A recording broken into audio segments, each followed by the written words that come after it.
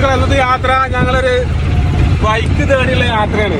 ഞാൻ OLX ഒരു വണ്ടി കണ്ടിക്കണം, അപ്പൊ അത് എടുക്കാൻ വേണ്ടി പോവാണ്. ഹായ് ഹായ് വാ വാ വാ വാ. അതെ, കാളികാവിൽ നിന്നും തിരൂരിലേക്കാണ് യാത്ര. വണ്ടി കച്ചവടം നമുക്ക് നോക്കാം. റോഡൊക്കെ സൂപ്പർ ആക്കിയല്ലോ ആവേ. ബാവേ ഫുൾ ടാങ്ക് എണ്ണ എത്ര ലിറ്റർ പോയാ?